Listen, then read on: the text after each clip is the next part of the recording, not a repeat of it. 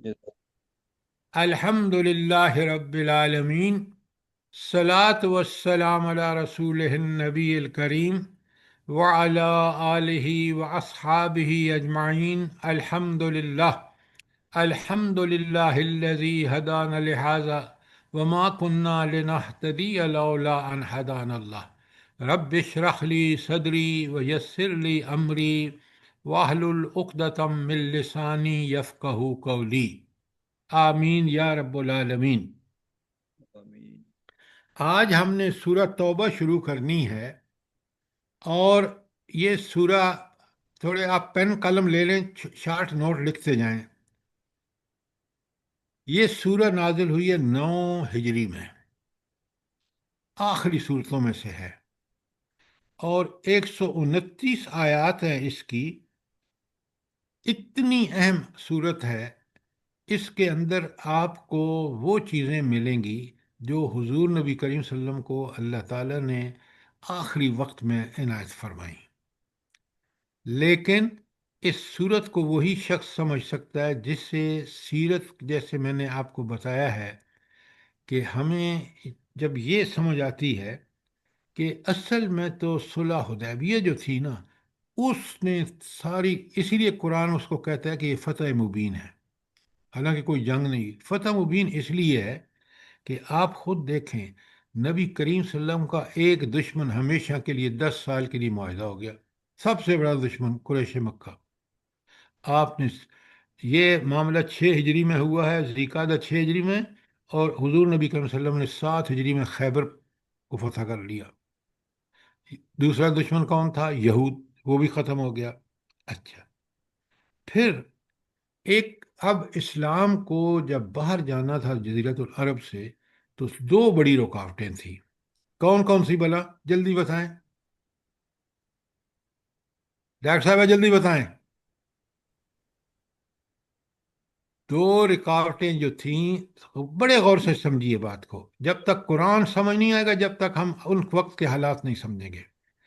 دو جی سر، بڑی یہ جو اب 2 بڑی رکاوٹیں جو تھیں، وہ ایک تو تھی رومن امپائر، جو بہت بڑی تھی، اور اس وقت وہ شکست بھی دے چکی تھی ان کو۔ دوسری بڑی طاقت جو تھی وہ یہ ایرانی پاورز تھی، رومی اور ایرانی۔ تو باہر اسلام، رومی کیونکہ عیسائیت کی اس کی بنیاد تھی، اور ایرانی جو تھے وہ آپ کو پتہ ہے کہ وہ تو مجوسی تھے اور کافر تھے، لہٰذا یہ تھیں 2 بڑی طاقتیں۔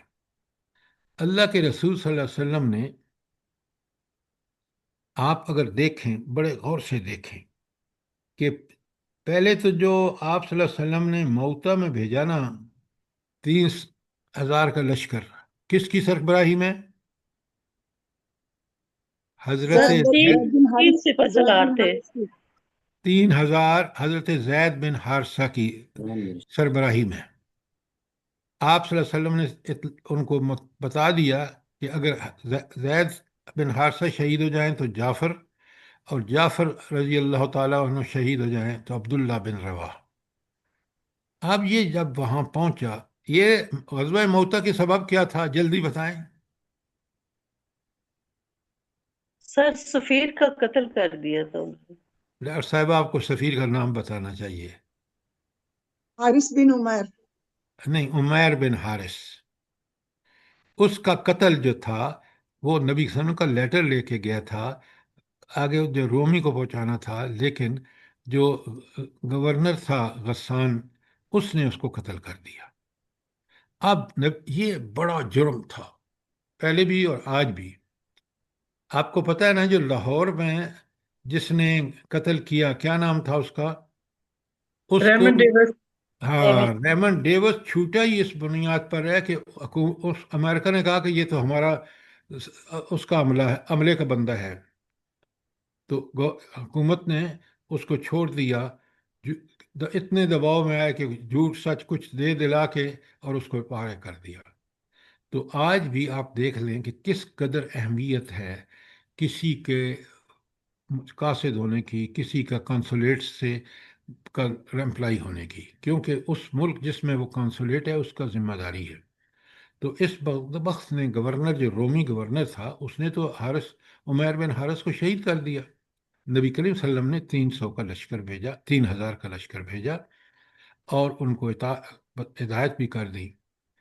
اب ذرا ہمیشہ ٹاپک کو سامنے رکھیں۔ اس 3000 لشکر نے وہاں جب پہنچے تو 2 لاکھ فوج تھی، ایک اس کی تھی امپائر کی، رومی کی اپنی، اور 1 لاکھ کا لشکر قبائل کا تھا، جو رومی اور عربی قبائل تھے اس کے زیر تحت۔ انہوں نے وہاں فیصلہ کیا کہ ہم ان کا مقابلہ کریں گے، اور ڈٹ کے مقابلہ کیا، ایسا مقابلہ کیا کہ رومی سلطنت جو ہے وہ پریشان ہو گئی کہ یہ کیا لوگ ہیں، 3000 کہاں اور 2 لاکھ کہاں۔ اور جب تینوں شہید ہو گئے، حضرت زید بن حارث، حضرت جعفر، عبداللہ بن روا، تو حضرت خالد بن ولید رضی اللہ تعالی عنہ نے جب سنبھالا لشکر کو، انہوں نے ایسا ارینج کیا ان کو کہ لشکر پیچھے بھی ہٹ گیا، اور رومی ڈر کے مارے آگے بھی نہیں آئے، ان کو فالو بھی نہیں کیا۔ اس سے جو تھی رومیوں کو بڑی اچھی طرح اندازہ ہو گیا۔ اچھا، فوراً بعد آپ دیکھیں 9 ہجری میں، جو حالانکہ حضور نبی کریم صلی اللہ علیہ وسلم کی عمر 63 سال ہے، اس کے بعد تو آپ کا انتقال ہو گیا، تو حضور نبی کریم صلی اللہ علیہ وسلم نے 30,000 کا لشکر لے کے کہاں گئے؟ تبوک۔ رومیوں کے مقابلے پر، کیونکہ روم، ان کو خبریں مل رہی تھیں کہ رومی تیاری کر رہے ہیں۔ اب یہ کمال ہے حضور نبی کریم صلی اللہ علیہ وسلم کا کہ آپ نے بجائے اس کے کہ انتظار کرتے اور رومی حملہ آور ہوتے، آپ نے روم کی سرحد پر پہنچ کر 30,000 کا لشکر، اور آپ دیکھیں، بڑے غور سے سمجھیں اس بات کو، کہ اس وقت جو حالات ہیں، خود مدینہ کی سخت گرمی ہے، تنگی اور قحط سالی کا زمانہ ہے، اور اس وقت باغات بھی تیار ہو چکے ہیں، سواریاں کم ہیں، پھل پک چکے ہیں، اور ناہید اختر صاحبہ بند کرے اپنے مائک کو۔ اچھا، اور اس کے بعد کوئی 600 میل سے زائد فاصلہ ہے، راستہ بھی بڑا پیچیدہ ہے۔ کس کا؟ جلدی بتائیں۔ تبوک کا سر۔ تبوک کا شاباش۔ راستہ۔ ہاں، یہ سب لوگ اپنے نوٹ لکھیں۔ اچھا، اب جب یہ وہاں نبی کریم صلی اللہ علیہ وسلم نے ان تمام آرڈر کے اگینسٹ تیاری کی، 30,000 کا لشکر۔ سر میرا مائک تو بند ہے۔ اچھا، آپ کا مائک کسی اور کا مائک ہوگا، جزاک اللہ۔ اچھا، تو اب آپ دیکھیں کہ جب حنین فتح ہو گیا، حنین کیسے فتح ہوا؟ شاہ روم مقابلے پر ہی نہیں آیا، اور اس سے کے جو اثرات ہوئے ہیں نا، کاش وہ آپ سمجھیں۔ یہ وہ چیزیں ہیں جو آپ کے سورہ میں بیان ہوئی ہیں، توبہ میں، اور یہ پس منظر سامنے نہ ہو تو پوری صورت سمجھ ہی نہیں آتی۔ اب آپ اگر غور سے دیکھیں تو بڑی عجیب بات ہے، آپ نوٹ کریں، اور تفہیم القرآن نے بڑا کھول کے اس کو لکھا ہے کہ 1 تا 37 جو صورتیں ہیں، ساری آیات، 1 تا 37 سورہ توبہ کی آیات، یہ نازل تو ہوئی ہیں بعد میں،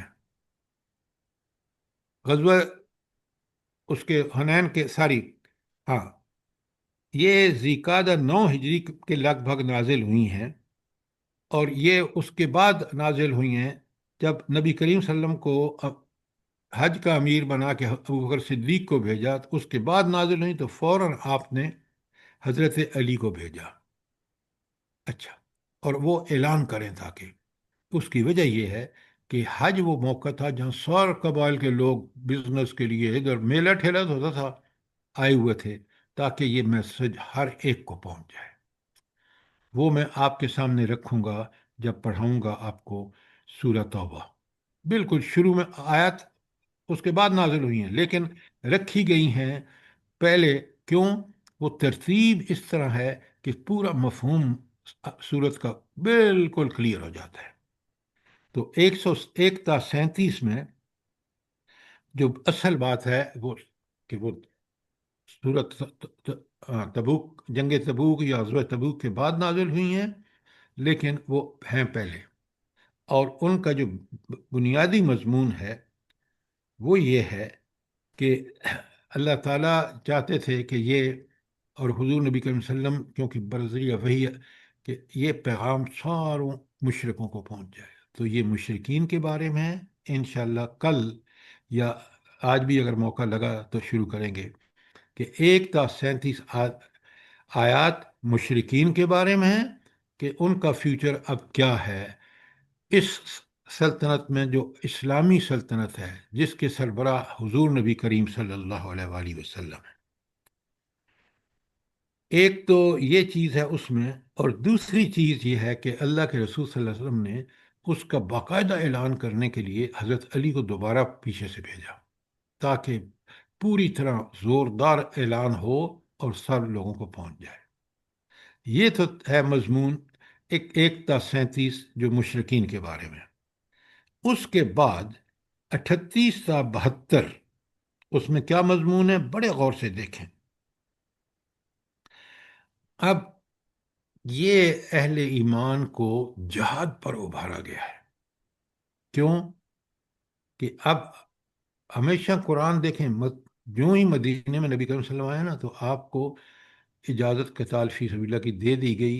قرآن نے، آپ دیکھ لیں سورہ محمد میں اور اسی طرح سورہ حج میں، کہ آپ صلی اللہ علیہ وسلم کو حکم دے دیا گیا کہ اب آپ ڈٹ کے مقابلہ کریں ان کافروں کا. کیوں؟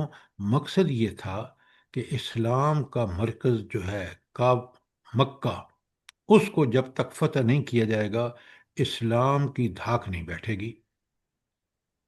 کیوں؟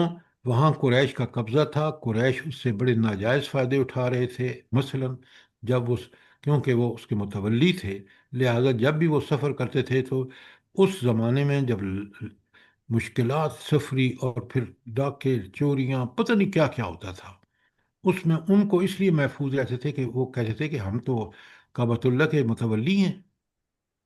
لہٰذا ان کی شرک اور کفر کی تبلیغ کو ختم کرنے کے لیے بھی بڑا ضروری تھا. اس لیے آپ نے فتح مکہ کیا. مکہ کو جب فتح کر لیا تو سارے قبائل انتظار میں تھے کہ یہ جو جنگ ہو رہی ہے کہ اپنے نبی کریم صلی اللہ علیہ وسلم اور قریش کے درمیان، جس کا قبضہ ہوگا نا بالآخر مکہ پر، وہی حق پر ہوگا. ان کا نزدیک کرائٹیریا یہ تھا. اور جب مکہ فتح ہو گیا تو آپ دیکھ لیں تو اس میں مکہ کو فتح کرنے کے لیے جہاد اور سارے اسباب کی ضرورت تھی. آپ صلی اللہ علیہ وسلم نے جب حنین پر حملہ کیا ہے تو آپ 38 تا 72 آیات میں آپ دیکھیں تو اہل ایمان کو جہاد پر اکسایا گیا ہے، اور اس میں ان لوگوں کی سختی سے ملامت کی گئی ہے جو نفاق یا ضعف ایمان پر سستی اور کاہلی کی وجہ سے راہ خدا میں جان و مال کا زیام برداشت کرنے سے جی چرا رہے تھے. اب وہ جو آیتیں ہیں نا کہ کس مشکل سے معافی ملی ہے ان پکے مسلمانوں کو بھی جو وہاں جہاد پہ تبوک نہیں گئے تھے. اس کی ساری تفصیلات انہی آیات میں آپ کے سامنے رکھوں گا. لیکن آپ دیکھ لیں کہ قرآن ایک بڑا اپنا اندر ایک پیغام رکھتا ہے، ایک مشن رکھتا ہے. وہ مشن اسی وقت کامیاب ہو سکتا ہے جب اس کے لیے مومن تیار ہوں. تو مومنوں کی تیاری کے لیے تاکہ اسلام کا غلبہ ہو جائے. اور آپ کو پتہ ہے کہ تبوک کی فتح کے بعد دیکھیں نا، عرب تو قابو آ چکے تھے، خاص کر قریش، اور یہود بھی خیبر میں ختم. مسئلہ تھا کفار قبائل کا. اب جب کفار قبائل نے دیکھا کہ بھائی یہ تو اتنے پاورفل ہیں کہ شاید روم جو اس وقت اتنی بڑی طاقت ہے ان کے مقابلے پہ نہیں آیا، انہوں نے بھی ہتھیار ڈال دیے. اور پھر کیا ہوتا ہے بھلا فتح مکہ کے بعد اور حنین کے بعد کیا ہوتا ہے، جلدی بتائیں. اب وہ قبائل قبائل بڑے غور اسلام میں سے داخل ہوتے ہیں. بڑے غور سے سنیں. عمل وفود. عام الوفود، بالکل آپ نے ٹھیک کہا. وہی قبائل جو 6 لاکھ کا لشکر لے کے آئے تھے غزوہ احزاب میں، وہ سارے کے سارے مکہ پہنچتے ہیں۔ اور سب سے بڑی بات کہ 10,000 کا لشکر تھا۔ بھائی 6,000 کا کفار کا تھا، اور 4,000 اس کا تھا اپنا 4,000 قریش کا۔ قریش کا تھا، 6,000 یہود وہ قبائل کا تھا۔ جی میں قبائلی کی بات کر رہا ہوں، اس لیے 6,000 کہہ رہا ہوں۔ آپ ذرا توجہ سے سنیں، اور جو غلطی ہو ضرور پوائنٹ آؤٹ کریں، لیکن بولنے سے پہلے سوچ لیا کریں۔ اچھا، اب آپ دیکھ رہے ہیں کہ فتح حنین کے بعد، ساری تبوک کے بعد فتح، کیونکہ وہ مقابلے میں نہیں آیا، آپ اگر پڑھیں نا اپنی کتاب کو غور سے، کتنے عیسائی قبیلے تھے جنہوں نے جزیہ دے کر مسلمانوں سے صلح کر لی، اور یہ کم از کم کوئی 8-9 قبیلے ہیں۔ اس کے علاوہ وہ جو مسلم قبیلے سے سرحد پر جن کی سرپرستی روم کیا کرتا تھا، انہوں نے اب سمجھ لیا کہ طاقت تو ان کے پاس ہے، کیونکہ رومی آئے ہی نہیں ان کے مقابلے پر، انہوں نے بھی ان کے ساتھ تعاون اور اسلام کی قبولیت کی طرف مائل ہو گئے۔ کتنی بڑی اسٹریٹجی ہے، اور اس مقصد کے لیے کہ اللہ تعالیٰ هو الذی ارسل رسولہ بالہدی ودین الحق، اللہ تعالیٰ اپنے رسول کو بھیجا ہے کتاب کے ساتھ اور دین الحق کے ساتھ۔ کس لیے مقصد؟ لیظہرہ علی الدین کلہ، تاکہ اس کو سارے ادیان پر غالب کر دے۔ اب دیکھ لیں نبی کریم صلی اللہ علیہ وسلم نے اس آبجیکٹو کو کس زبردست طریقے سے اچیو کیا ہے۔ کبھی آپ سوچیں دنیا میں کوئی اس طرح کامیاب نہیں ہوا، کیوں؟ ان کے ساتھ اللہ کی تائید اور نصرت نہیں ہوتی ہے، اور نبی کے ساتھ تائید اور نصرت ہوتی ہے۔ یہ بات آپ کو اچھی طرح سمجھ لینی چاہیے، بڑے غور سے سنیے یہ بات، اور قرآن کے طالب علم کو پتہ ہونا چاہیے۔ وہ بات یہ ہے کہ رسول آتا ہی اتمام حجت کے لیے ہے، اور جب وہ اتمام حجت ہو جاتی ہے، اب اتمام حجت کیا ہے؟ وہ خود نمونہ ہوتا ہے کس کا؟ وہ کتاب جو رسول ساتھ لے کے آتا ہے۔ اتمام حجت یہ ہے کہ جب لوگوں کو پوری طرح دعوت، قرآن کی تھیوری اور نبی کریم صلی اللہ علیہ وسلم کا عمل پوری طرح واضح ہو جائے، تو اس کو کہتے ہیں اب اتمام حجت ہو گیا۔ جب اتمام حجت ہو جاتی ہے تو پھر جو قوم اس کے باوجود اس نبی کا مقابلہ کرتی ہے تو اس کا کیا حشر ہوتا ہے؟ یہ بڑی اہم بات ہے۔ بات ہوتی ہے سر، ذلیل ہوتی ہے۔ نہیں نہیں، یہ آپ اتنا لفظ جو ہے، بالکل آپ بات ٹھیک کہہ رہے ہیں، اس پر 2 قسم کے عذاب آتے ہیں جب اتمام حجت ہو جاتا ہے نا۔ ایک عذاب آتا ہے، قدرتی آفات آ جاتی ہیں، جیسے وہ فرعون غرق ہو گیا، جیسے قوم نوح پر طوفان، زمین سے پانی، اوپر سے پانی، طوفان، یہ قدرتی آفات ہیں۔ اس قوم کو اللہ تعالیٰ قدرتی آفات سے وہ ختم کر دیتا ہے، یہ بڑے نوٹ کریں۔ اچھا، دوسرا عاد اور سمود کے ساتھ بھی یہی ہوا، قوم لوط پر پتھروں کی بارش ہوئی، لہٰذا یہ تو تھا۔ لیکن حضور نبی کریم صلی اللہ علیہ وآلہ وسلم کے بارے میں اللہ تعالیٰ کا فیصلہ یہ ہوا کہ وہ اپنے دشمنوں کو تلوار سے زیر کریں گے۔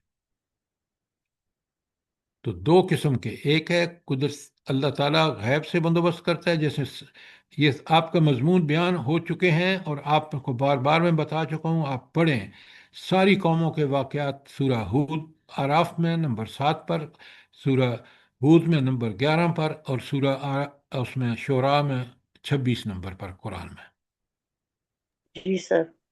اچھا، اب اگر اللہ کا یہ سنت رہی ہے کہ قومیں جو اتمام حجت کے بعد، کہ جب نبی پوری طرح واضح کر چکا ہوتا ہے کہ دین اور اس کے تقاضے، تو اس کے بعد پھر بھی جو لوگ نبی کی مخالفت کرتے ہیں، اللہ اس قوم کو عذاب سے مٹا دیتا ہے۔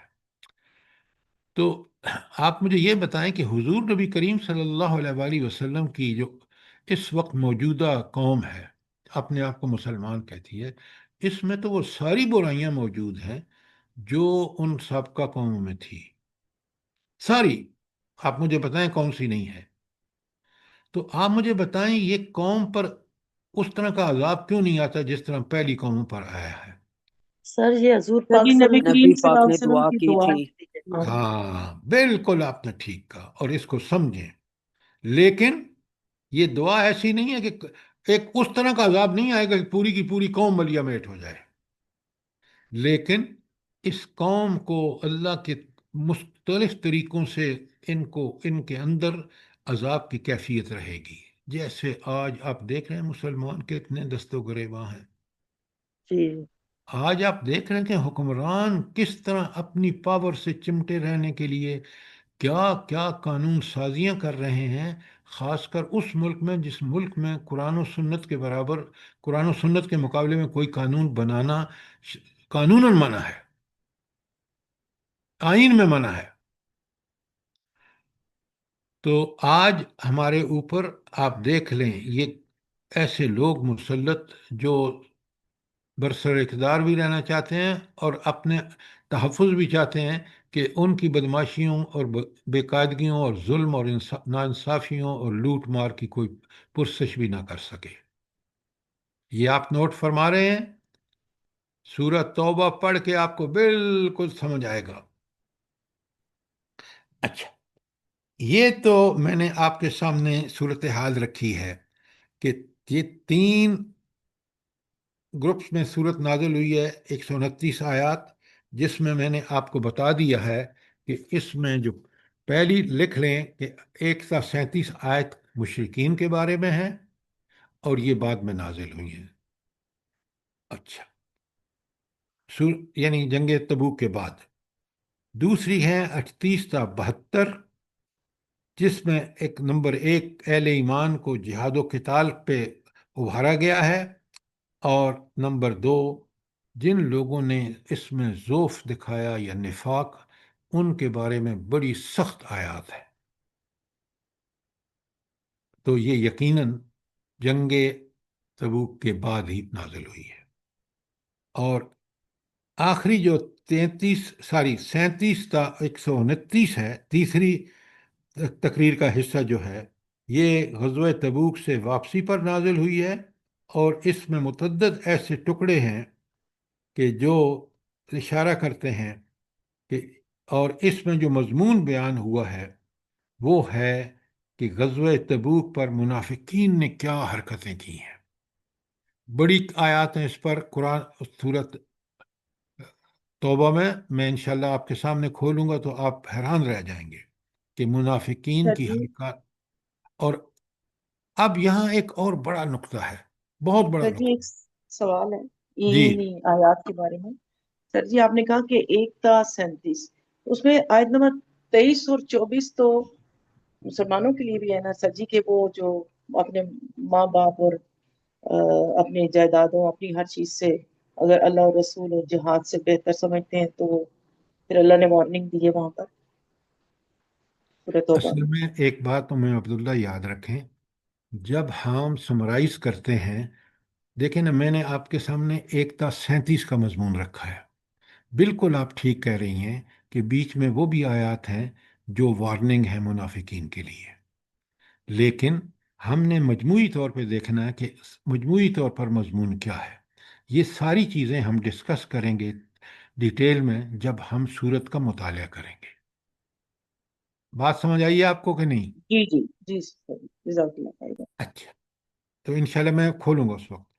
تو اب آپ دیکھ رہے ہیں کہ قرآن نے بڑی سختی سے یہ جو آخری آیات ہیں نا 73 to 129، اس میں منافقوں کو بڑی سخت الفاظ میں ان کی مذمت کی گئی ہے، اور سارا کھول کے بتایا گیا. جب میں آپ کو بتاؤں گا تو آپ حیران رہ جائیں گے کہ اگر ہم تبوک والے واقعے کو نہ پڑھیں اور نہ سمجھیں اور منافقین کی حرکات وہاں نہ دیکھیں تو پوری صورت کھل کے سامنے ہمارے نہیں آتی.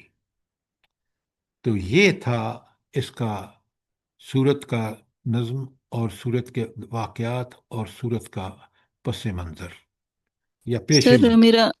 میرا ایک سوال ہے کہ یہ منافقین کے بارے میں یہ ان آیات میں فرسٹ ٹائم بات ہوئی ہے نہیں نہیں جو نہیں نہیں اچھا نہیں۔ یہ بات پوچھنی تھی سر۔ نہ نہ نہ، یہ کیونکہ آخری صورت ہے تو ان کے حرکات کھول کے بیان کی گئی ہیں۔ اگر آپ غور سے دیکھیں نا تو سورہ بقرہ کی آیت 8 تا 20 میں پہلے ہی منافقین کی بہت ساری خصوصیات اور چکر بازیاں، سازشیں ان کی وہاں بتا دی گئی ہیں۔ اور میں جب سورہ بقرہ پڑھاؤں گا تو آپ دیکھیں گے کہ پہلی 5 آیات جو ہیں وہ پکے سچے مسلمانوں کے لیے ہیں، اگلی 2 آیات 6 اور 7 جو ہیں وہ کافروں کے لیے ہیں، 8 سے 20 تک جو ہیں وہ منافقین کے بارے میں۔ اور سورت منافقون اٹسیلف بھی ہے سر؟ بالکل پوری صورت، افضل صاحب آپ نے ٹھیک کہا، پوری صورت جو ہے منافقون 63 نمبر پر قرآن میں، وہ ساری منافقین کے بارے میں ہے۔ اللہ آپ کو جزائے خیر دے۔ یہ صرف یہ مضمون تقریباً منافقین کا مضمون مدنی صورتوں میں، ساری صورتوں میں کسی نہ کسی درجے میں موجود ہے۔ سر سورہ المنافقون کون سی ہجری میں نازل ہوئی؟ کیا کیا کہہ رہے ہیں آپ؟ المنافقون کب نازل ہوئی ہے؟ یہ مدنی دور میں نازل ہوئی ہے، اور غالباً ابھی میں اندازے سے بتا رہا ہوں، یہ غالباً 6 ہجری کی صورت ہے۔ ٹھیک ہے سر۔ اچھا، سر ایک اور سوال تھا کہ یہ ایک منٹ سورہ ایک منٹ، پہلے مجھے پہلے سوال کو ڈیل کرنے دیں، پھر ڈاکٹر صاحبہ بات کلیئر ہے آپ کو کہ منافقین کی؟ جی سر، جی سر۔ جی سر بالکل۔ اچھا، اب ڈاکٹر صاحب آپ سوال کریں۔ جی سوال یہ تھا کہ سورہ مبارکہ کے شروع میں بسم اللہ الرحمن الرحیم نازل فرمانے کا کیا؟ ہاں، بہت اچھا سوال ہے آپ کا۔ اس سر پہ میں لوگ نے بھی یہ سوال کرنا تھا کہ آپ پلیز یہ بتا سکتے ہیں یہاں بسم اللہ کیوں نہیں پڑھی گئی ہے؟ میں اور آپ میں سے اس وقت سے سوچ رہی تھی کہ ابھی میں آپ پوچھتی میری ہوں۔ سوال آ گیا آپ کا، پلیز لیٹ می آنسر۔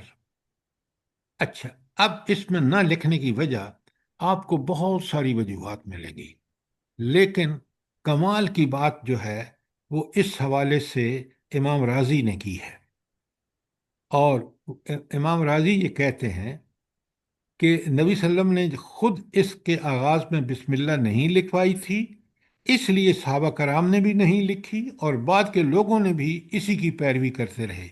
یہ اس بات کا مزید ایک ثبوت ہے کہ قرآن کریم کو نبی صلی اللہ علیہ وسلم سے جوں کا توں لینے اور جیسا دیا گیا ویسا ہی اس کو محفوظ کرنے میں کس درجے امتیاز اور اہتمام کیا گیا ہے۔ تو گویا نبی کریم صلی اللہ علیہ وسلم نے نہیں لکھوایا، لہذا نہیں لکھا گیا۔ نمبر 1، اتنی بات سمجھ آ گئی آپ کو؟ کوئی سوال یہاں تک کہ قرآن کا یہی ثبوت ہے کہ نبی کریم صلی اللہ علیہ وسلم نے نہیں لکھوایا، صحابہ نے نہیں لکھا، آج تک نہیں لکھا جا رہا۔ اچھا، نمبر 1۔ نمبر 2، یہ 2 صورتیں اکٹھی ہیں، سورہ انفال 8 نمبر پر اور سورہ توبہ 9 نمبر پر۔ 8 تبصرہ ہے جنگ بدر پر، پوری کی پوری صورت سورہ انفال، اور سورہ آپ پڑھ رہے ہیں، سمجھ رہے ہیں کہ سورہ توبہ جو ہے وہ آخری مارکہ جو ہے غزوہ تبوک، اس پر نازل ہوئی ہے۔ دونوں صورتیں، حالانکہ بیچ میں 7-8 ہجری کا فاصلہ ہے، 7-8 سال کا، لیکن اکٹھی لکھی گئی ہیں اور جنگ کے بارے میں ہیں، تو دونوں اکٹھی ہیں۔ لیکن باقی ساروں کا میں نے پڑھے ہیں، امام راضی کا یہ قول جو ہے ہمارے لیے کہ نبی کریم صلی اللہ علیہ وسلم نے نہیں لکھا، نہ صحابہ نے لکھا، نہ آج تک لکھا جا رہا ہے۔ گویا یہ ثبوت ہے کہ قرآن جیسا نازل ہوا ویسا ہی ہم تک پہنچا ہے۔ یہ سبحان مجھے اللہ۔ بہت ہی اچھا لگا، اور میں نے آپ کے سامنے کہ دیکھیں نا، ہمیں ادھر ادھر کی باتوں کی بجائے ایک ایسی بات جو بالکل اس کے ثبوت ہے قرآن مجید کے اللہ کی طرف سے جیسا نازل ہوا ہے ویسے ہی الف بے زبر زیر کے ساتھ ہم تک پہنچا ہے، اور یہی کمال ہے قرآن کا، اور یہی اس بات کی حفاظت ہے، اِنَّا نَحْنُ نَزَّلْنَا الذِّكْرَ وَإِنَّا لَهُ لَحَافِظُونَ۔ ہم نے یہ ذکر قرآن نازل کیا اور ہم ہی اس کی حفاظت کرنے والے ہیں۔ یہ رب نے خود فرمایا اور یہ اس کا ثبوت ہے۔ اب بات سمجھ آ گئی آپ کو کہ یہاں بسم اللہ کیوں نہیں لکھی گئی؟ جی سر، جزاک اللہ خیر۔ جی سر۔ اچھا، اس کے بعد آپ یہ دیکھیں کہ یہ تھی آپ کی سورت توبہ۔ کوئی اور سوال جو اس حوالے سے آپ کا ہو؟ میں نے سمرائز آپ کے سامنے کر دیا سیرت کا وہ پورشن کہ کیوں قرآن نے کہا کہ صلح حدیبیہ جو ہے وہ فتح ہے، کیوں؟ اسی کے بعد آپ دیکھ لیں خیبر فتح، پھر مکہ فتح، پھر حنین فتح، اور اسلام پورے کا پورا غالب ہو گیا۔ وجہ یہ تھی کہ ان قبائل نے بھی دیکھ لیا، اور وہ فتح مکہ سے لے کر غزوہ تبوک تک پہنچتے رہے، مدینے میں بار بار آئے، ایک سے بعد دوسرا تیسرا، سارے آپ کی کتاب میں موجود ہیں کہ جنہوں نے آ کے نبی کریم صلی اللہ علیہ وسلم کے ہاتھ پر بیعت کی۔ گویا اسلامی انقلاب جو تھا وہ عرب کی حد تک مکمل ہو چکا تھا۔ ایک طرف قرآن نازل ہو رہا تھا، نبی کریم صلی اللہ علیہ وسلم اس کا نفاذ کوئی تاخیر نہیں کر رہے تھے۔ آج تک آپ دیکھیں کتنے افسوس کی بات ہے کہ وہ سود جس کے بارے میں قرآن نے کتنا کلیئرلی بتایا ہے، کبھی آپ کہیں گے تو میں آپ کے سامنے ساری آیات اور احادیث رکھوں گا جو سود سے پاک معاشرت اس قائم نبی کریم صلی اللہ علیہ وسلم نے کیا، اور جو قرآن چاہتا ہے اس کو ہم نے کتنا یہاں پیچیدہ بنا رکھا ہے کہ سپریم کورٹ اور پھر فلانی عدالت اور فلانی عدالت، اور آج تک ہم نے یہی قرآن نے جب فیصلہ کر دیا، جب نبی کریم صلی اللہ علیہ وآلہ وسلم فیصلہ کر دیا، آپ کی معیشت تو برباد ہو چکی ہے سود کی وجہ سے۔ جی سر۔ میں عینی شاہد ہوں، اس لیے کہ میں نے وہ پری پارٹیشن بھی دیکھا ہے، پارٹیشن بھی دیکھا ہے، اب یہ سارا دور دیکھا ہے جس میں ہم نے اسلام کو چھوڑا، معاشرت، معیشت، عسکریت، سب تباہ، سب تباہ، اس لیے کہ ان ساری چیزوں کا علاج قرآن و سنت کا نفاذ ہے۔ کوئی بالکل ٹھیک سوال؟ ہے سر۔ سر اب تو کوئی قانون ہے ہی نہیں نا، ایک بندے کے ہاتھ میں ساری طاقت آ گئی ہے، بس جو قانون بنائے۔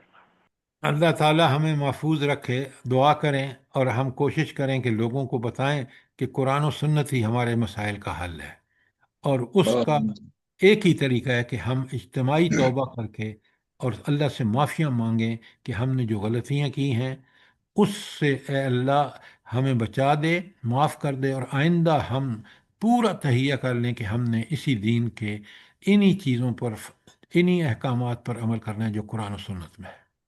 انشاءاللہ۔ اگر ہم نے یہ نہ کیا نا تو پھر آپ دیکھ رہے ہیں دن بدن جو ہماری صورتحال ہو رہی ہے وہ بڑی بری سے بدتر ہوتی جا رہی ہے۔ کوئی سوال، کوئی چیز جو کلیئر نہ ہوئی ہو، تاکہ میں پھر سورہ اس وقت شروع کروں گا جب آپ پوری طرح مطمئن ہوں گے۔ کوئی سوال ہو آپ کا؟ سر جی سوال تو نہیں، جیسے ایک سورہ کمنٹس ہیں کہ وہ یہ صورت میں تفاصیل میں جو مفسرین نے یہ بھی ذکر کیا ہے کہ یہ صورت انفال کی ہی کنٹینیوشن کے طور پہ بھی اس کو لیتے ہیں یا اس کا بقیہ ہے، اس لیے بسم اللہ نہیں لکھی گئی۔ گزارش یہ میں نے کہا آپ کو کہ بہت سارے وجوہات بتائے ہیں، جی سر آپ ان کو بالکل۔ دو پڑھے ہیں نا، میں نے کئی پڑھے ہیں، لیکن مجھے بالکل امام راضی کی یہ بات پسند آئی کہ کیونکہ رسول صلی اللہ علیہ وسلم نے نہیں لکھوایا، اور دونوں آیتیں میں نے آپ کو بتائی ہیں کہ جی سر۔ انفال تبصرہ ہے بدر پر اور یہ تبصرہ ہے توبہ تبوک پر، دونوں کو 8 سال کا فرق ہے، لیکن دونوں اکٹھی قرآن میں رکھی گئی ہیں، اور سر کیونکہ تبصرہ ہے جنگوں پر، اس لیے پہلی میں تو بسم اللہ لکھی گئی، دوسری میں نہیں لکھی۔ جزاک جزاک۔ اللہ۔ اور کوئی سر سوال؟ جی، جی یہ سوال ہے، جیسے اس کا ایک نام برات بھی ہے، یعنی بیزاری کا اظہار، تو سر جی یہ بیزاری کا اظہار سے تھوڑا سا سمجھائیں کہ ہاں، جزاک اللہ اللہ، بہت اچھا سوال، بہت اچھا سوال۔ کیوں اس کا نام ہے؟ اصل میں اگر آپ یہ پہلی 37 آیات دیکھ لینا تو شرک سے بیزاری کا اعلان ہے، اور شرک کا مکمل خاتمہ ہے، اس لیے کہ جب نبی کریم صلی اللہ علیہ وسلم نے وہاں اعلان کرا دیا، اور اصل جو اسلام کے خلاف سب سے بڑی چیز ہے وہ شرک ہے۔ دیکھیں نا، توحید بنیاد ہے پورے دین کی، اور شرک اس کا بالکل الٹ ہے۔ لہذا وہ جو برات ہے کہ کس سے برات ہے، وہ شرک، ہر قسم کے شرک سے، چاہے وہ یہود و نصارہ کا شرک ہو، چاہے وہ مشرکین کا شرک ہو۔ اور اس کی آیات کے اندر میں آپ کے سامنے کھول کے رکھوں گا کہ کس طرح قرآن نے اس شرک کو وہاں اس عرب ریاست میں جس کے سربراہ نبی کریم صلی اللہ علیہ وسلم نے پوری طرح ان آیات کے بعد ختم ہو گیا۔ بات کلیئر ہے ام عبداللہ؟ جی جی سر جی، بہت شکریہ، بہت شکریہ، اللہ جزاک خیر دے۔ اور کوئی سوال؟ اب ہم چلتے ہیں سورہ توبہ پر، اور اس بیک گراؤنڈ کو آپ نے نہیں بھولنا۔ اگر کوئی چیز آپ نے نوٹ میں نہیں لکھی جس نے، تو وہ مجھے اب پوچھ لے۔ اب آپ دیکھیں گے کہ منافقین کو جہاد سے بچنے کے لیے جو انہوں نے بہانے بنائے، جس طرح انہوں نے، یہ مشرکین کا رول جو ہے نا، اس کو آپ کو سمجھنا بہت ضروری ہے۔ میں پھر ایک دفعہ صرف اس کو کھول دیتا ہوں تاکہ آپ کے سامنے رہے۔ اچھا، ایک تو نبی کریم صلی اللہ علیہ وسلم جب تشریف لے گئے تو انہوں نے آ کے بہانے بنائے کہ وہ جی ہم تو نہیں جا سکتے اس لیے کہ ہماری یہ مجبوری ہے، وہ مجبوری ہے۔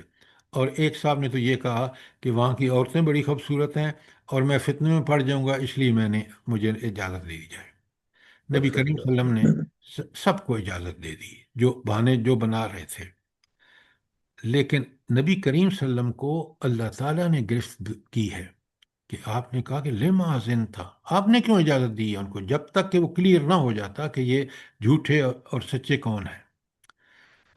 پھر بڑی سختی کی گئی ان مسلمان جن کو نے شرکت نہیں کی، حالانکہ بڑے ان کے ماضی بہت ہی شاندار رہا۔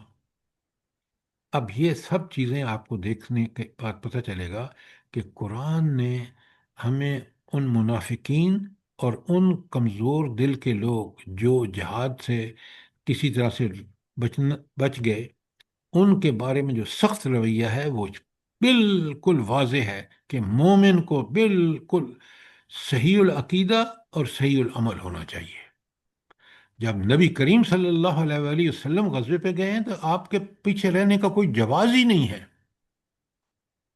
اب جب یہ واپس آئے ہیں تو پھر جو بہانے انہوں نے لگائے ہیں، آپ دیکھ لیں، ان مسلمانوں کو بھی دیکھ لیں جنہوں نے اپنے آپ کو، ابو لبابہ کو دیکھ لیں، وہ 3 افراد دیکھ لیں صحابہ جنہوں نے معافی کے لیے کس نے جتن کیے، اور ان کو غسان کے گورنر نے خط بھی لکھے کہ آپ آ جائیں ہمارے پاس وغیرہ وغیرہ۔ انہوں نے بالکل اس کی کوئی پرواہ نہیں کی، اللہ سے معافی کے طلبگار رہے۔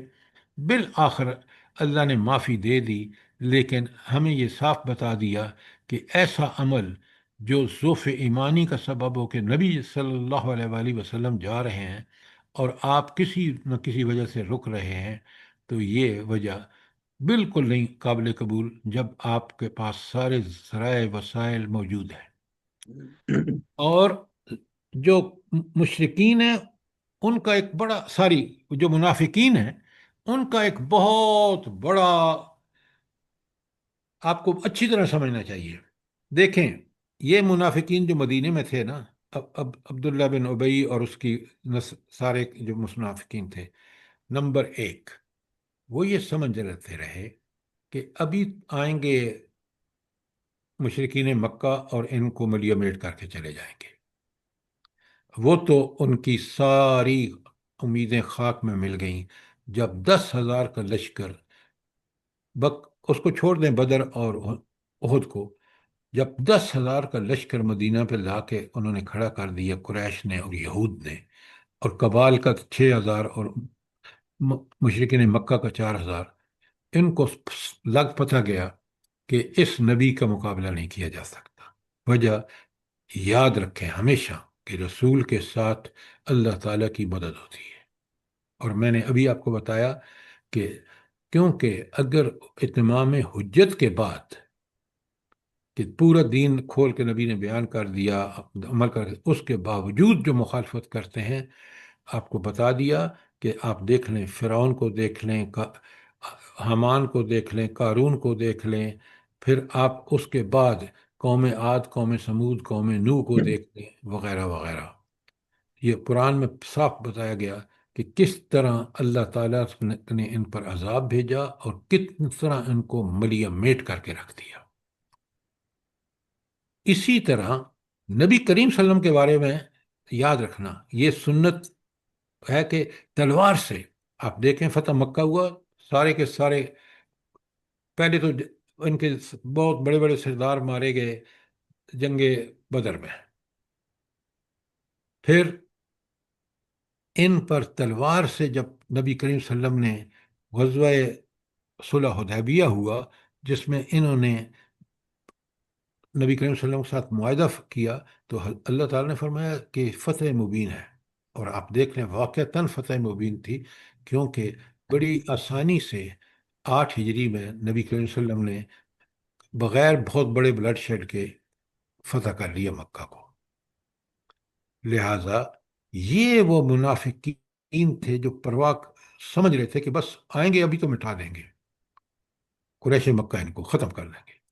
دوسرا، اور یہ یہود کا بھی یہی خیال تھا، یہ بڑی اچھی طرح سمجھ لیں، کیونکہ منافقین کو نبی کریم صلی اللہ علیہ وسلم کے پوری طرح جب تک نہیں سمجھیں گے ہم دین کے کام میں منافقت یا کمزوری دکھا سکتے ہیں۔ اس کے بعد آپ یہ دیکھیں کہ یہی منافق کیا سمجھ رہے تھے جب غزوہ احزاب ہو گیا اور مشرکین کا ختم ہو گیا، اس کے بعد ان کا کیا خیال تھا؟ جلدی بتائیں۔ یہود سے امید تھی سر۔ نہیں ڈاکٹر صاحبہ، آپ صرف یہود سے نہ کہیں، ان کو امیدیں تھیں کہ رومی سلطنت ان کو پیس ڈالے گی، اور اسی لیے تبوک میں جب مومن گئے ہیں تو بڑی سازشیں انہوں نے کی ہیں، اور وہ جو فکرے کسے ہیں آپ کی کتاب میں موجود ہیں الرحیق المختوم میں۔ مثلا وہ یہ کہتے ہیں کہ یہ جو نبی کریم صلی اللہ علیہ وسلم لوگوں سے فنڈ لے رہے ہیں نا، آپ کو پتہ ہے کہ بڑے بڑے فنڈ دیے، اور بعض جو غریب لوگ تھے انہوں نے رات پر مزدوری کی اور صبح کھجوریں لے کے ان کو دی یہودیوں نے، تو وہ آپ صلی اللہ علیہ وسلم کی خدمت میں پیش کر دی، اور حضور صلی اللہ علیہ وسلم کیا کرتے تھے، اس ڈھیر پر جو جمع تھا اس پہ یہ برکت والی ہے۔ پتہ ہے مشرکین کیا کہتے تھے؟ اب بتائیں نا آپ، اگر آپ نے پڑھی یہ کتاب تو جلدی سر جی بتائیں۔ وہ مشرکین ان لوگوں کے بارے میں کہتے تھے کہ یہ ان سے یہ فتح کریں گے، یعنی 4 کھجوروں سے، اور باقی جو کسی کی اگر ٹانگ عثمان ہوگی۔ رضی اللہ، نہیں ایک بات، ام عبداللہ ذرا بات کو کھول کے کرے نا، کہ یہ اس 4 کھجوروں سے روم کو فتح کریں گے جو دنیا کی سب سے بڑی سلطنت ہے، یہ ہے اصل بات۔ بالکل آپ نے ٹھیک کہا، لیکن ان چند کھجوروں کے عوض یہ روم کو فتح کرنے جا رہے ہیں، اور آپ کو پتہ ہے کہ نبی کریم صلی اللہ علیہ وسلم نے، میں نے سارے حالات بتائے ہیں کہ کس قدر وہاں قید ہو چکا تھا، مسافت دور تھی، حالات ایسے تھے، گرمی شدید تھی، اس کے باوجود نبی کریم صلی اللہ علیہ وسلم نے ایک ڈیفینسو وار نہیں، اگریسو وار کی، کہ آپ نے اس کو موقع نہیں دیا کہ وہ ادھر آئے اور قبیلوں کو، نبی کریم صلی اللہ علیہ وسلم گئے 30,000 کا لشکر، وہ مقابلے پر نہیں ہے، آپ نے جزیہ لیا ان سے، عیسائیوں سے، اور مسلمان جو ان کے پروٹیکشن میں تھے رومی سلطنت کے، ان کے ساتھ ان کو سمجھ آ گئی کہ اب جب ان کا مقابلہ نہیں کر سکتے تو وہ ہمارا ڈیفنس بھی نہیں کر سکتے، انہوں نے مسلمانوں کے ساتھ ان کے تعلقات ہو گئے، بعد میں مسلمان ہو گئے۔ یہ بہت بڑی اچیومنٹ ہے۔ اس کے بعد ایک تو آپ صلی اللہ علیہ وسلم نے سویلم کا گھر جلایا، جو منافق تھا، اور اس کے ہاں سارے منافق جمع ہوتے تھے اور منصوبہ سازیاں کرتے تھے۔ دوسرا، آپ صلی اللہ علیہ وسلم نے مسجد زرار کو، کیوں؟ اب اللہ کا حکم آ گیا کہ ان منافقین کو اسی طرح ٹریٹ کریں جس طرح آپ کافروں کو کر رہے ہیں، ان کے ساتھ بھی سختی کریں۔ تو نتیجے میں کیا ہوا؟ جب تشریف لائے واپس تبوک سے، تو پہلے سویلم کا گھر گرایا۔ سویلم وہ شخص تھا جس کے گھر پر یہ جمع ہو کے منصوبہ بندیاں کرتے تھے، اور مسجد زرار آپ سن چکے ہیں، پڑھ چکے ہیں، میں پڑھا چکا ہوں آپ کو کہ اس کی بنانے کی مقصد ہی یہی تھا، اور نبی کریم صلی اللہ علیہ وسلم جب تشریف لے گئے تبوک پر تو انہوں نے ریکویسٹ کی کہ آپ نماز پڑھائیں، حالانکہ دو مسجدیں موجود تھیں وہاں، اور دونوں کی بنیاد تقوی پر تھی۔ یہ سب چیزیں آپ پڑھیں گے صورت میں اور مزہ آئے گا آپ کو، لیکن یہ چیزیں سامنے رکھیں۔ تو مسجد زرار جب واپسی پہ اللہ کے رسول صلی اللہ علیہ وسلم کو حکم ہوا، آپ نے اس کو مسمار کرا دیا۔ تو یہ تھا ان کا مسئلہ منافقین کا جو بڑا شدید تھا۔ تو آپ دیکھیں گے کہ یہ زرار کو گرانے کا حکم جو ہے وہ سورہ توبہ کی آیات 107 اور 108 میں ہے، اور اسی طرح یہ جو منافقین کے عذرات ہیں وہ بھی سورہ اسی توبہ میں 101 آیت کے ارد گرد سارے ہیں۔ انشاءاللہ اس کو ہم بڑی تفصیل سے دیکھیں گے۔ اب کوئی اور سوال ہو آپ کا؟ شاباش، جلدی کریں۔ اگر آپ ان صورتوں کو جیسے جنگ بدر کو پوری طرح سمجھیں گے تو سورہ انفال کلیئر ہو جائے گی۔ ابھی اسی طرح ہم نے آخری جو تبوک سے پہلے اور بعد میں تبوک کے دوران نازل ہوئی آیات، اس کا جب تک ہم سمجھ نہیں سکتے جب تک ہم تبوک کے اس وقت کے حالات جو زمانے کے تھے ہمیں پتہ نہ ہو۔ اسے کہتے ہیں کہ صورتوں کا پیش منظر، اس وقت حالات کیا تھے۔ اچھا، یہ جاننا کیوں ضروری ہے کہ ان حالات کو بھی جانیں جو اس سے پہلے تھے، اور اس میں جو رہنمائی آئی ہے صورت میں کہ ان حالات کی اصلاح کے لیے کیا کرنا چاہیے؟ اس کی وجہ کیا ہے؟ سر، قرآن پاک کا نزول حالات اور واقعات کے مطابق ہوتا رہا ہے، تو حالات واقعات کو سمجھنا بہت ضروری ہے۔ ڈاکٹر پھر صاحبہ قرآن پاک نہیں نہیں نہیں، یہ آدھی بات ہے، آپ کی بات آدھی ہے۔ قرآن قیامت تک کے لیے ہے۔ اگر ان جیسے حالات سے آپ کا سابقہ ہے، قرآن میں وہ سارے حالات گزرے ہیں، مکی دور دیکھ لیں، مدنی دور دیکھ لیں، سازشیں دیکھ لیں، اس کی قریش کی دیکھ لیں، یہود کی دیکھ لیں، منافقین کی دیکھ لیں، سارے واقعات نبی کریم صلی اللہ علیہ وسلم کو پیش آئے ہیں، وہ آج بھی اور قیامت تک رہیں گے۔ جس شخص نے اس قرآن کی صورتوں کو اس وقت کے حالات کے مطابق سمجھا ہے، وہ آج کے حالات کے مطابق بھی قرآن و سنت کی رہنمائی لے سکتا ہے۔ اب بات بالکل سمجھ سر۔ آئیے کہ نہیں؟ جی سر۔ سر دیکھیں، باقی جو اقوام تھی پہلے حضور پاک صلی اللہ علیہ وسلم سے پہلے، جو انبیاء آئے ان کی نافرمانی ہوئی، اللہ تعالیٰ نے خود عذاب نازل فرمایا، لیکن حضور پاک کے ساتھ ایسے نہیں ہوا۔ انہوں نے خود کوشش کی، اللہ نے مدد کی۔ تو یہ قیامت تک کا اصول ہے کہ انسان خود بھی کوشش کرے گا، خود بہترین ہوگا تو اللہ تعالیٰ کی مدد آئے گی۔ دیکھیں، ایک بات بڑی قرآن کا اصول نوٹ کر لیں۔ جس نے جہاد و قتال کیا، جس نے دین اسلام کی قرآن و سنت کی ٹھیک ٹھیک پابندی کی، اللہ کی تائید اور نصرت اس کے ساتھ ہے۔ اور جس نے بالکل اس سر۔ میں کمزوری دکھائی، ایمانی کمزوری ہو یا نفاق ہو یا کفر ہو، یہ سارے کے سارے اللہ تعالیٰ کی رحمتوں سے محروم ہو جاتے ہیں۔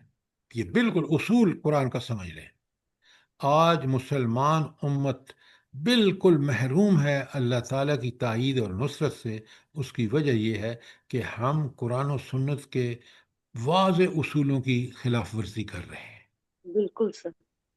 یہ باتیں بالکل میں اور آپ کلیئر ہوں کہ آج ہماری بدبختی کی وجہ صرف اور صرف اللہ تعالیٰ اور رسول صلی اللہ علیہ وسلم کی نافرمانی ہے۔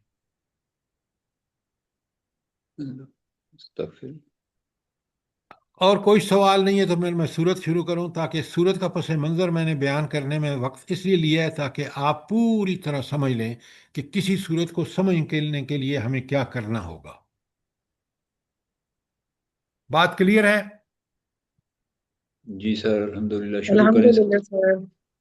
اچھا، اب ہم چلتے ہیں اس پر سورہ کی تشریح کے لیے۔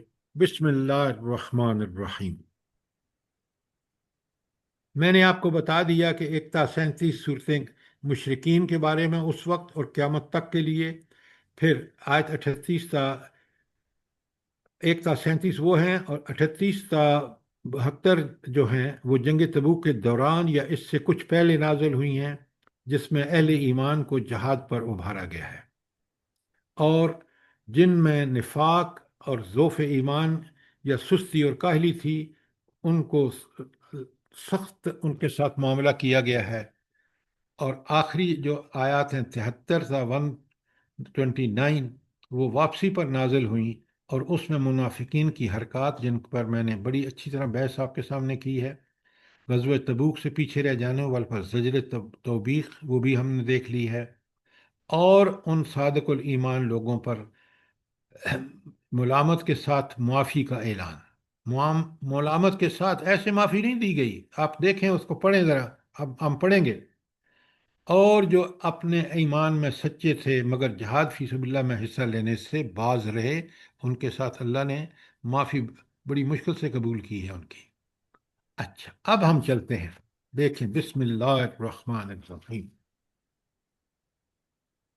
اچھا، میں آپ کے سامنے آیت مشرکین کے بارے میں پڑھ رہا ہوں جو پہلی آیت نازل ہوئی ہے۔ پہلی آیت ہے بسم اللہ الرحمن الرحیم۔ ایک منٹ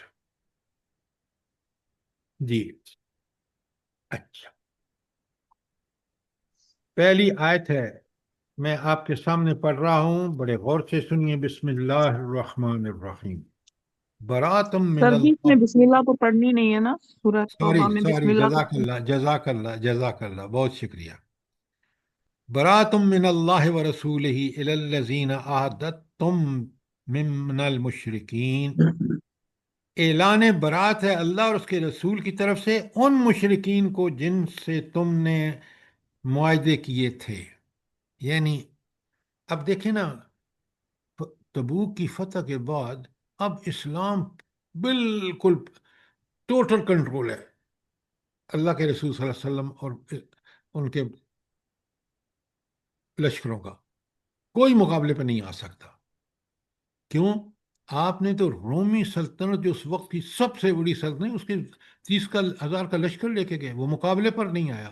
اور آپ دیکھ رہے ہیں کہ وہاں ان عیسائی قبیلوں نے بھی جزیہ دیا، اور جو مسلمان قبیلے تھے ان میں سے بہت سارے اسلام کے قریب بھی آ گئے، بعد میں مسلمان بھی ہو گئے۔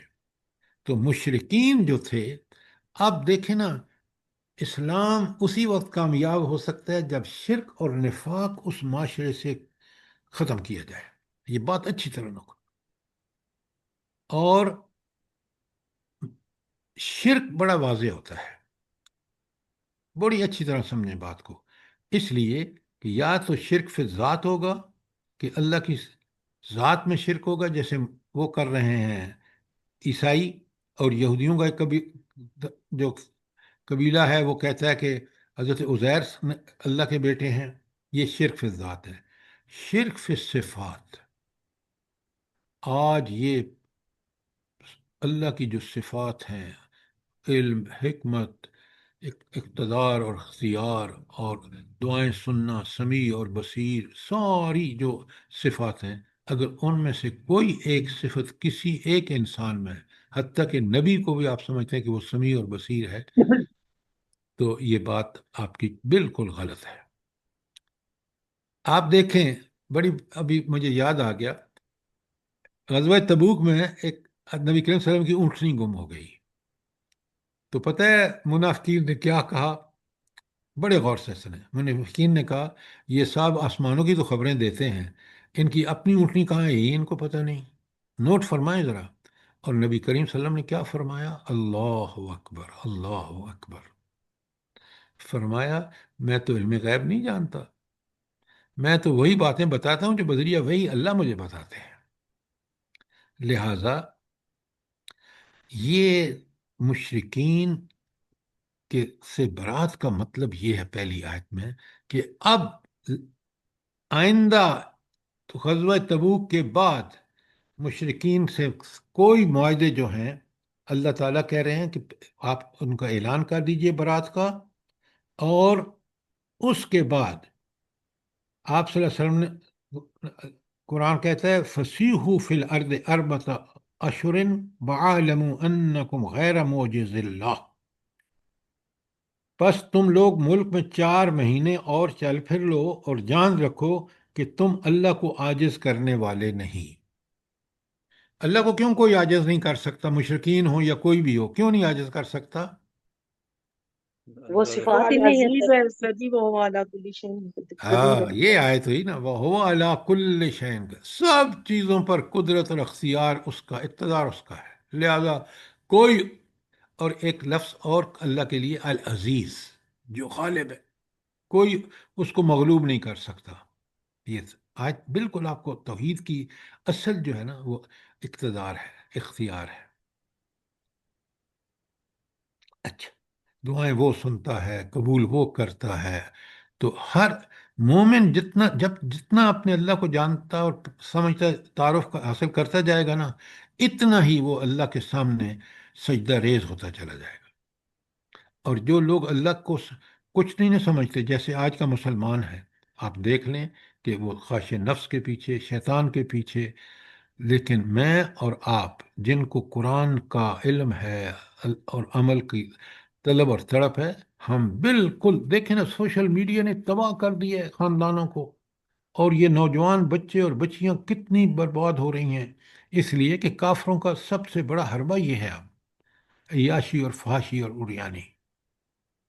लेकिन जो अल्लाह से डरता है, क़यामत के दिन उसने जवाब देना है कि मैं, जो ज़िंदगी मुझे मिली थी, मैंने तो कोई गंदी हरकत नहीं की, मैं तो हमेशा कोशां रहा अपने माल और जान के साथ कि अल्लाह का दीन सरबुलंद रहे।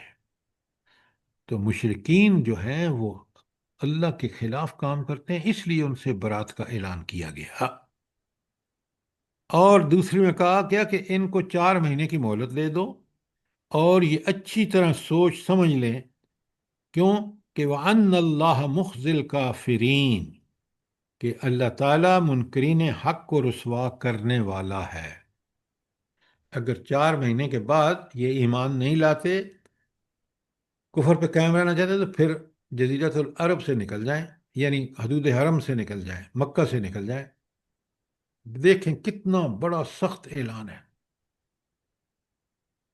और अगर आप मुझे ये बताएं, बड़े गौर से सुने बात को, जो मैं आपसे बात कह रहा हूं, कि हजरत नबी करीम सल्लल्लाहु अलैहि वसल्लम के इंतकाल के बाद जब हजरत अबू बकर सिद्दीक ने संभाली, तो मुसलमानों ने क्या कहा? भला क्या कहा, जल्दी बताएं।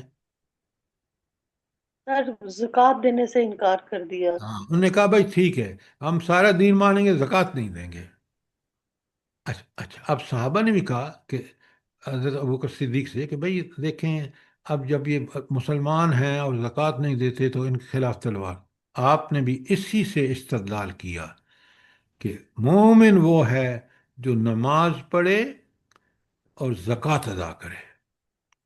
तो इसलिए अल्लाह ने कह दिया, आगे आ रहा है कि मोमिन उसी को जब इस्लाम कबूल करता है तो 3 चीज़ें, नमाज कायम करे, ज़कात अदा करे, 2 चीज़ें सारी ये करे तो फिर आपका भाई है। और आज आप देख लें, गौर करें, कितने मुसलमान हैं जो न नमाज पढ़ते हैं न ज़कात अदा करते हैं। कितना बड़ा जुर्म है। हालांकि आगे आयत आ रही है तो अल्लाह फरमाते हैं, फसीखु फिल अर्द, जमीन में खूब चल फिर लो काफरो, मुशरिको, अरबत अशर, 4 महीने, वालमू, और अच्छी तरह समझ लो कि अन्नकुम गैर मोजिज़िल्लाह, कि आप अल्लाह को तो आजिज़ कर ही नहीं सकते। भाई आप देख लें कि अल्लाह ताला ने अपने रसूल सल्लल्लाहु अलैहि वसल्लम के ज़रिए किस तरह अरब से लेकर और उसकी सरहदों तक, पूरे अरब और रूस, उसकी रोमन एम्पायर की सरहदों तक अल्लाह ने इस्लाम को गालिब कर दिया। ये कमाल है। उस गज़वा हुनैन की फतह के बाद, सारी गज़वा तबूक की फतह के बाद, कि देख लें कबीले किस तरह बेबस हुए हैं कि वो सारे के सारे जो 6,000 का लश्कर लेके आते हैं गज़वा अहज़ाब में, वो 8-9 हिजरी के बाद, फतह मक्का के बाद, खुद ब खुद चले आ रहे हैं मदीने में बैत करने के लिए। तो उस अल्लाह का रसूल कितना गलबा अल्लाह ने दिया उसको। तो अल्लाह कहते हैं अन्नहुम गैर मोजिज़िल्लाह, تم اللہ کو عاجز نہیں کر سکتے. وَأَنَّ اللَّهَ مُخْزِي الْكَافِرِينَ، بلکہ اللہ کافروں کو رسوا کرے گا. یہ بہت بڑی بات ہے، بہت بڑی بات ہے کہ اللہ کس کو رسوا کرے گا؟ کافروں کو رسوا کرے گا. کوئی سوال آیت نمبر 2 تک؟ جزاک اللہ خیر سر. اب آپ کو دیکھیں، ہمیں وہ کلیئر ہے نا، جو غزوہ تبوک اور ساری میں نے پس منظر آپ کو پیش کیا ہے، تو کتنی باتیں کلیئر ہو رہی ہیں، سمجھ آ رہی ہے پوری کی پوری آیت. اچھا، اب آیت نمبر 3. ہاں، تو آپ نے دیکھا یہاں بڑا ریلیونٹ ہے کہ کافروں کو اس بات کا پوری طرح خبردار کرنے کے لیے آپ نے دیکھا کہ جب سورہ نازل ہوئی توبہ، تو اللہ کے رسول صلی اللہ علیہ وسلم نے، حالانکہ امیر حج مقرر ہو چکے تھے، آپ پیغام بھی بھیج دیتے تو ابوبکر صدیق تھے، لیکن اس کو پوری طرح ایمفسائز کرنے کے لیے آپ نے حضرت علی رضی اللہ تعالی عنہ کو روانہ کیا.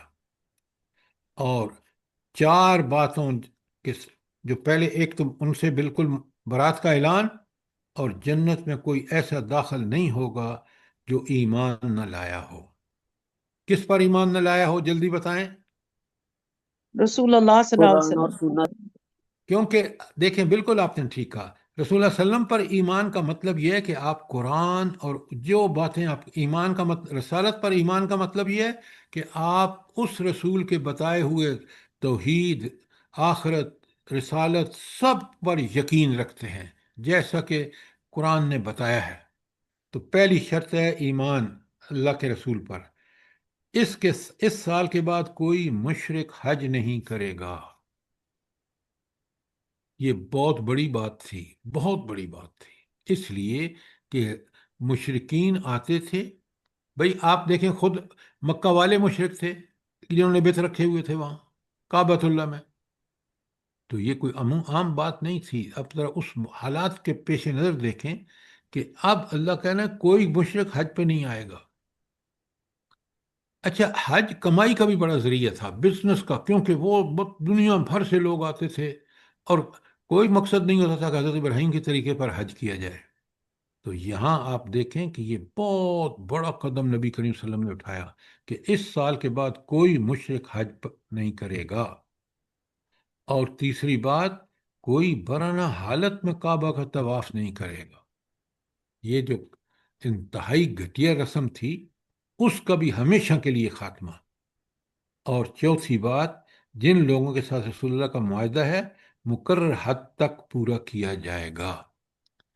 اچھا، اب یہاں 2 چیزیں نوٹ کر لیں. پہلی چیز کہ جنہوں نے معاہدے کی خلاف ورزی کی ہے، جیسے مکہ کے اندر انہوں نے بنو بکر کی مدد میں قریش مکہ نے ان کی ہیلپ کی، حالانکہ بنو خزایا کا معاہدہ حلیف کا تھا نبی کریم صلی اللہ علیہ وسلم سے. تو آپ نے پتہ کہ اسی کی وجہ سے تو مدینہ مکہ فتح ہوا. ایسے لوگوں کو تو کہا کہ تمہارے ساتھ معاہدے ختم 4 مہینے کی مدت ہے، اچھی طرح سوچ لو. ہاں، لیکن وہ قبیلے جنہوں نے معاہدے کی کوئی خلاف ورزی نہیں کی، پوری طرح اس کو آبزرو کیا، ان کو اس مدت تک جب تک معاہدہ ہے وہ تک ہے، اس سے ایکسٹینشن نہیں ہو سکتی. تو یہ تھا آیت نمبر 2 کا پورا مفہوم جو میں نے آپ کے سامنے رکھا ہے. کوئی سوال ہو، کیونکہ وقت ختم ہو چکا ہے، تو انشاءاللہ کل آیت نمبر 3 کریں گے. انشاءاللہ سر، اللہ پاک ہمت توفیق دے آپ کو بھی اور ہم سب کو. آمین ثم آمین. تو آپ نے دیکھا کہ ان صورتوں کو جو تبصرے ہیں جنگوں پر، جب تک ہم جنگ کو، سیرت کے پہلو کو اچھی طرح سمجھ نہ لیں، یہ آیتیں اور یہ صورتیں ہمیں سمجھ میں نہیں آ سکتی پوری طرح. اس لیے ترجمے پر اکتفا نہ کیجیے کہ ہم ترجمہ پڑھ لیتے ہیں، بلکہ اس کے پس منظر کو کہ حالات کیا تھے، جب وہ سمجھ لیتے ہیں تو آپ کو قرآن صاف، اللہ تعالیٰ آپ کو بصیرت عطا فرماتا ہے، اتنی عقل عطا فرماتا ہے کہ ہم اس کو موجودہ حالات پر ہی اس کا اطلاق کر سکتے ہیں. اتنی بات آپ کو کلیئر ہے کہ نہیں؟ جی سر، جی سر، بہت اچھی طرح. اللہ پاک جزائے خیر دے. जज़ाक अल्लाह। तो कल इंशाल्लाह आप पढ़ के आए सूरह तौबा और 3 आयत से कल शुरू करेंगे। जज़ाक अल्लाह। थोड़े से सवालात इंशाल्लाह होंगे सर। आपसे जो आज मैंने पढ़ाया, ताकि आप पढ़ के आएँ, समझ के आएँ, अपने नोट्स को भी रिफ्रेश कर लें, ताकि चीज़ें हमें बिल्कुल सूरह तौबा अगर क्लियर हो गई ना, तो इंशाल्लाह आप देखेंगे कि हमें चाबी हाथ आ जाएगी कि कुरान को कैसे समझना है। सर मुआहिदात के बारे में फिर से बता दें। मुआहिदात के बारे में डॉक्टर साहबा ये है कि एक तो कुछ काफिरों ने खिलाफ वर्जियाँ की, जैसे मैंने आपको बताया है कि अबू बकर बिन बिकर के साथ जो थे वो कुफार मैंने मक्का थे, सुना। और खिजाया के साथ तो उन्होंने ऑलरेडी मुआहदे को वायलेट कर दिया, क्योंकि बकर की मदद की कुरैश मक्का ने खिजाया के खिलाफ, और उनको खूब हरम में भी उनको नहीं छोड़ा। तो ऐसे कबीलों के लिस्यात मुआहिदा जो है वो ख़त्म ऑटोमेटिकली, और 4 महीने का अरसा है जिसमें वो सोच लें, आगे फिर तफसीलात आएंगी कि उन्हें क्या मुसलमान रहना है या नहीं। क्यों कि हदूद हरम में तो मुसलमानों का सारी काफरों का हमेशा के लिए खात्मा कर दिया गया। हाँ, लेकिन अब वो कबीले जिन्होंने इन मुआहिदात की पाबंदी की है, उनके भी मुआहिदे उसी वक्त तक रहेंगे जब तक उनके साथ मुआहिदे की मियाद तय है। उसके बाद कोई मुआहिदा आगे बढ़ाया नहीं जाएगा, तारीख आगे नहीं की जाएगी, कोई नया मुआहिदा नहीं किया जाएगा। लिहाजा मुशरिकों के लिए हमेशा के लिए मुआहिदात ख़त्म कर दिए गए। ये था इन मुआहिदों का की सूरत हाल। अब क्लियर है ठीक है डॉक्टर सर। साहिबा? जी जी सर, बिल्कुल। अल्हम्दुलिल्लाह। जज़ाकल्लाह। रब्बना तकब्बल मिन्ना इन्नका अंतस समीउल अलीम व तुब अलैना इन्नका अंतत तव्वाबुर रहीम। जज़ाकल्लाह। आमीन सुम्मा आमीन। जज़ाकल्लाह खैर सर। अल्लाह पाक हम सबको तौफीक दे जो आपसे जुड़े हुए हैं, और हम आमीन लोगों के औलादों को भी इसी तरह दीन को समझने की तौफीक दे, और हम लोगों से जो भी कोताहियां होती हैं माफ कर दे परवर। उसकी आमीन। जात बहुत बुलंद है, उसके घर में किसी चीज की कमी नहीं है। हाँ, अल्लाह पाक लेकिन बस मांगेंगे तो हम लोगों को सच्ची तौबा करेंगे तो माफ होगा। बिल्कुल सर। अल्लाह पाक बस हम लोगों की सच्ची तौबा को कबूल फरमाए, आमीन। और तमाम जज़ाकल्लाह। दुनिया के मुसलमानों पे रहम करे, गाजा के मुसलमान पे, सूडान के मुसलमानों पे